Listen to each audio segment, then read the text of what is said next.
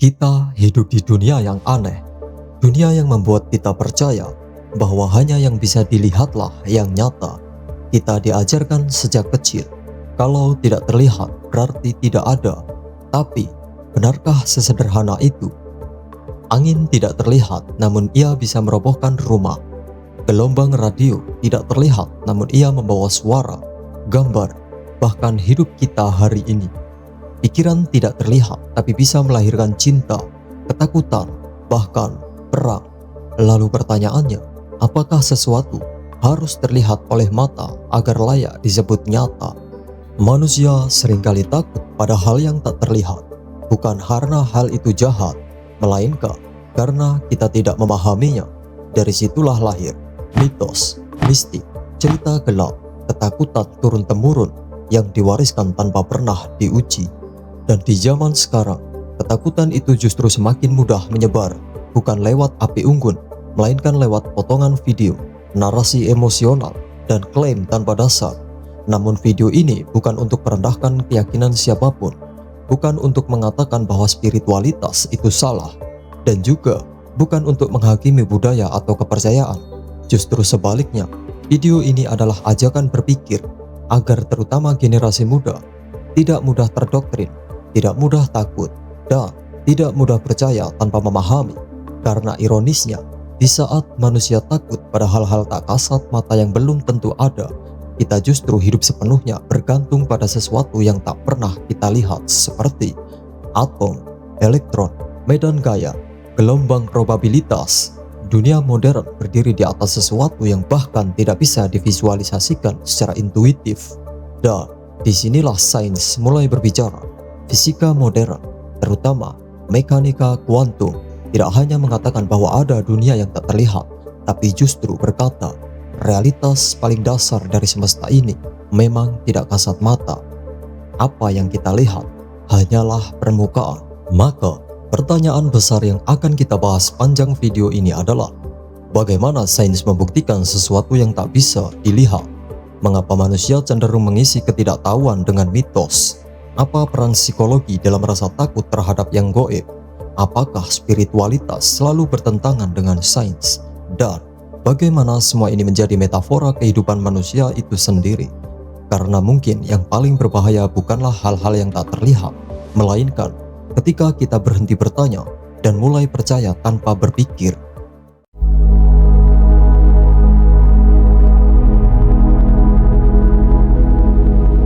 Jika sesuatu tidak bisa dilihat, bagaimana manusia tahu bahwa itu ada? Pertanyaan ini pernah menjadi masalah besar dalam sejarah sains. Berabad-abad lamanya, manusia hidup tanpa pernah melihat atom. Namun, hari ini, seluruh peradaban modern berdiri di atas keberadaannya. Ironisnya, kita mempercayai atom bukan karena kita melihatnya, melainkan karena kita melihat dampaknya. Atom sesuatu yang tak pernah dilihat, tapi tak bisa disangkal. Atom baru benar-benar diterima secara ilmiah pada awal abad ke-20. Sebelumnya, ia hanyalah ide filosofis, hingga akhirnya eksperimen demi eksperimen membuktikan reaksi kimia, spektrum cahaya, listrik, dan struktur materi. Semuanya mustahil dijelaskan tanpa atom. Kita tidak melihat atom secara langsung. Yang kita lihat adalah jejaknya, seperti jejak kaki di pasir. Kita tidak melihat orangnya, tapi kita tahu seseorang telah lewat. Medan gaya, sesuatu yang nyata, tapi tak pernah bisa disentuh. Gravitasi tidak bisa dilihat, namun ia menahan planet tetap pada orbitnya. Medan elektromagnetik tidak bisa disentuh, namun tanpanya tidak ada listrik, tidak ada internet, tidak ada layar yang sedang kamu lihat sekarang. Michael Faraday, seorang ilmuwan tanpa pendidikan formal tinggi, memperkenalkan konsep medan sesuatu yang mengisi ruang kosong, namun membawa pengaruh nyata. Awalnya, ia ditertawakan karena bagaimana mungkin ruang kosong berisi sesuatu, cahaya yang terlihat, tapi sebenarnya tak kita mengerti. Kita melihat cahaya, namun kita tidak benar-benar melihat cahaya itu sendiri. Yang kita lihat adalah cahaya yang memantul dari benda, lalu ditafsirkan oleh otak. Cahaya sendiri bersifat ganda, kadang gelombang, kadang partikel, dan tidak ada intuisi manusia yang benar-benar bisa membayangkannya. Disinilah fisika mulai mengajarkan satu hal penting. Realitas tidak wajib masuk akal bagi intuisi manusia.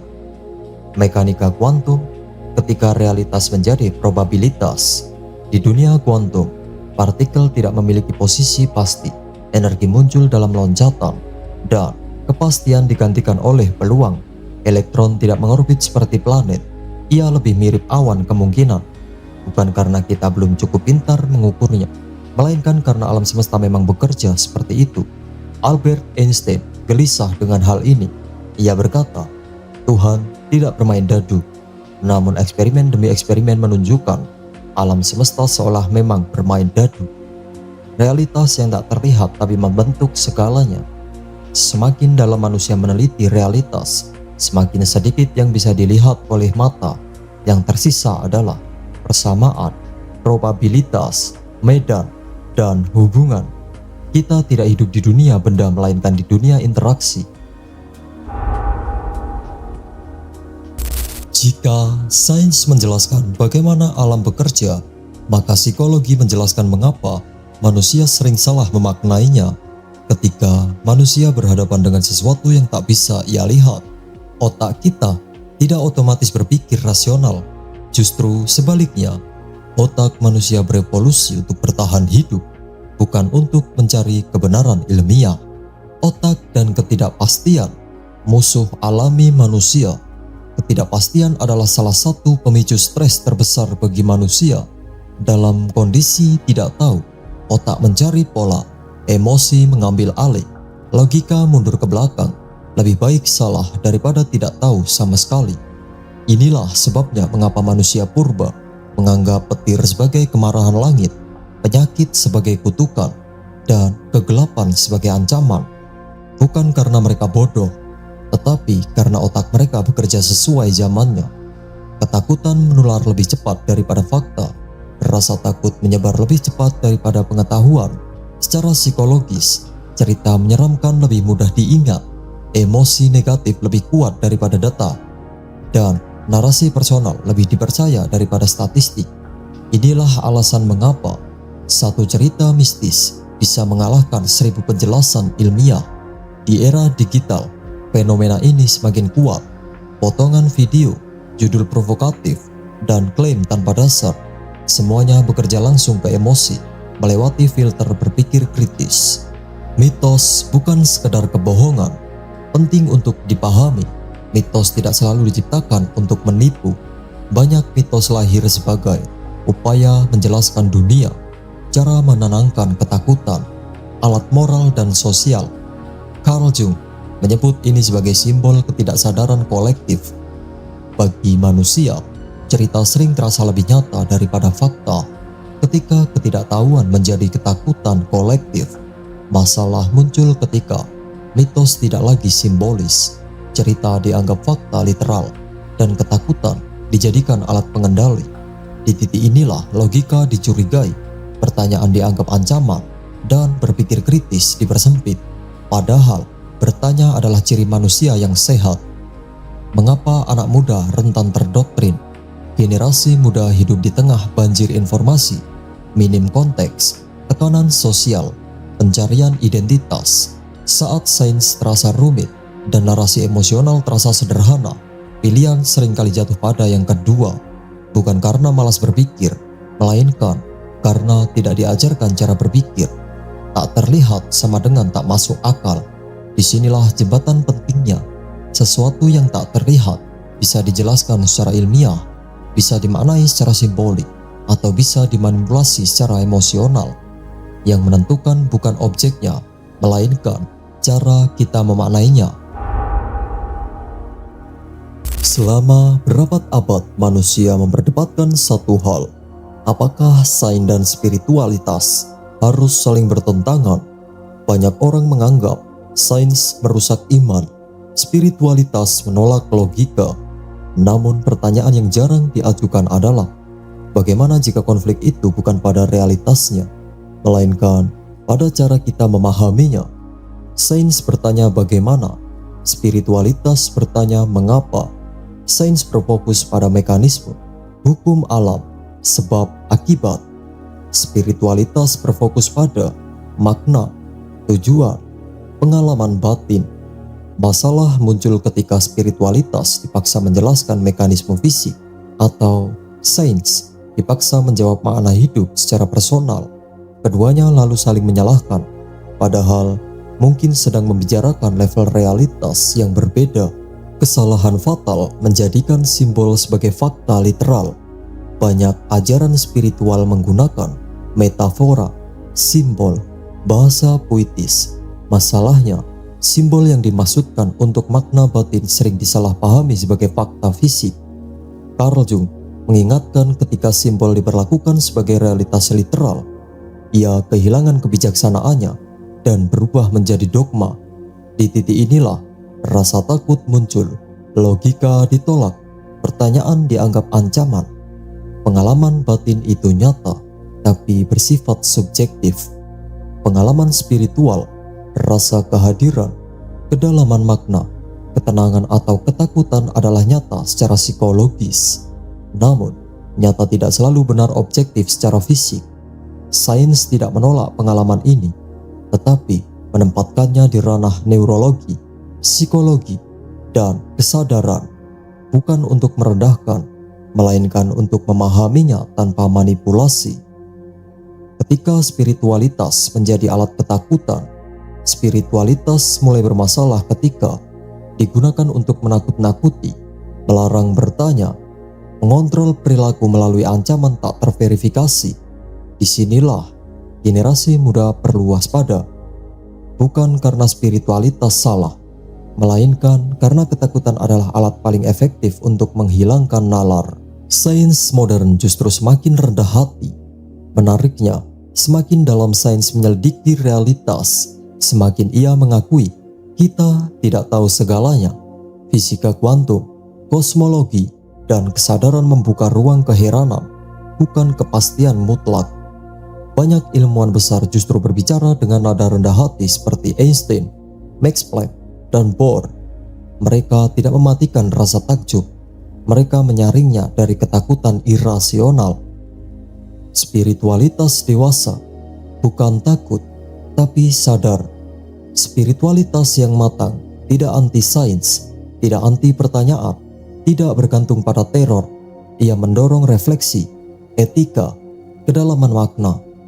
Bukan rasa takut akan yang tak terlihat, melainkan kesadaran akan keterbatasan diri. Fisika kuantum adalah salah satu teori paling akurat yang pernah diciptakan manusia. Namun, ironisnya, ia juga menjadi yang paling sering disalahgunakan. Di internet, kita sering mendengar klaim seperti kuantum membuktikan pikiran menciptakan realitas, kesadaran manusia mengendalikan alam semesta. Semua kemungkinan ada di dunia paralel yang bisa kita pilih. Pertanyaannya, mana yang benar-benar sains dan mana yang hanya jargon? Apa itu dunia kuantum sebenarnya? Dunia kuantum adalah skala paling dasar dari realitas, partikel elementer, energi, medan fundamental. Di skala ini, hukum klasik gagal, intuisi manusia runtuh, dan matematika menjadi bahasa utama. Eksperimen kuantum bukan metafora, melainkan pengukuran yang bisa diuji ulang. Efek pengamat, salah paham paling populer. Salah satu klaim paling sering disalahartikan adalah partikel berubah karena disadari manusia. Padahal dalam fisika kuantum, pengamat bukan berarti kesadaran manusia, melainkan alat ukur yang berinteraksi secara fisik. Partikel berubah karena ada interaksi energi, bukan karena niat, doa, atau pikiran. Kesadaran manusia tidak pernah dibuktikan mempengaruhi hasil eksperimen kuantum. Probabilitas bukan kebebasan tanpa batas. Kuantum berbicara tentang probabilitas, bukan kebebasan absolut. Elektron tidak memilih dengan kehendak bebas. Ia mengikuti fungsi gelombang matematis.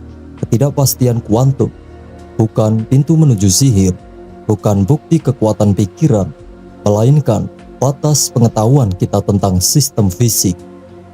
Multiverse dan realitas paralel, teori bukan fakta. Beberapa interpretasi kuantum berbicara tentang dunia paralel, realitas bercabang. Namun penting digarisbawahi, Ini adalah interpretasi filosofis, bukan hasil eksperimen langsung. Sains membedakan dengan tegas. Teori, interpretasi, spekulasi, mencampurnya adalah kesalahan fatal berpikir ilmiah. Mengapa kuantum mudah dipakai untuk klaim mistis?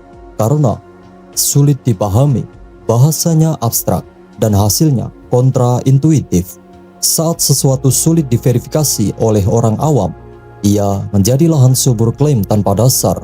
Kata kuantum berubah dari istilah ilmiah menjadi mantra modern. Kerendahan hati ilmiah, batas bukan dogma. Ilmuwan tidak mengatakan kita tahu segalanya. Justru sebaliknya, inilah batas pengetahuan kita saat ini. Mengakui ketidaktahuan bukan kelemahan, melainkan kekuatan berpikir ilmiah. Setelah semua yang kita bahas, sains, psikologi, spiritualitas, dan dunia kuantum, satu hal menjadi semakin jelas. Yang paling menentukan hidup manusia justru sering tidak bisa dilihat oleh manusia. Yang tak terlihat menggerakkan dunia. Kita tidak melihat nilai, keyakinan, rasa takut, harapan, dan makna. Namun semua itu menentukan pilihan kita, membentuk masa depan, dan mengarahkan peradaban. Uang hanyalah kertas, bendera hanyalah kain, hukum hanyalah tulisan. Yang membuatnya berkuasa adalah kesepakatan tak terlihat dalam pikiran manusia. Ketakutan adalah yang paling tak terlihat tapi paling berbahaya. Ketakutan jarang datang sebagai ancaman nyata. Ia datang sebagai cerita, asumsi, bisikan, dan warisan narasi lama. Ketika kita tidak mengujinya, ketakutan berubah menjadi kebenaran palsu, dan dari situlah mitos mengeras, dogma lahir, dan nalar dibungkam. Berpikir kritis bukan kehilangan makna, tapi menemukannya. Berpikir kritis bukan berarti kehilangan spiritualitas, bukan berarti menolak makna hidup. Justru sebaliknya, dengan berpikir, kita memilih bukan sekedar mengikuti, kita memahami, bukan hanya percaya. Kita menghormati perbedaan tanpa takut. Makna yang lahir dari kesadaran lebih kuat daripada makna yang lahir dari ketakutan. Sains mengajarkan kerendahan hati. Sains tidak berkata, ini pasti. Sains berkata, inilah penjelasan terbaik yang kita miliki saat ini. Dan di sanalah letak keindahannya. Kerendahan hati untuk mengakui keterbatasan, ketidaktahuan, dan kemungkinan untuk salah adalah fondasi kemajuan manusia. Metafora terbesar kehidupan itu sendiri. Mungkin kehidupan memang seperti dunia kuantum, tidak selalu pasti, penuh kemungkinan, dan sering bertentangan dengan intuisi. Namun kita tetap hidup di dalamnya, bukan dengan ketakutan, melainkan dengan kesadaran, keberanian, dan tanggung jawab berpikir. Jadi, ketika kamu bertanya sesuatu yang tak terlihat, jangan langsung percaya, tapi juga jangan langsung menolak. Bertanyalah, ujilah, pahami konteksnya, karena yang tak terlihat belum tentu tidak ada, tapi yang dipercaya tanpa berpikir bisa menjadi bahaya nyata.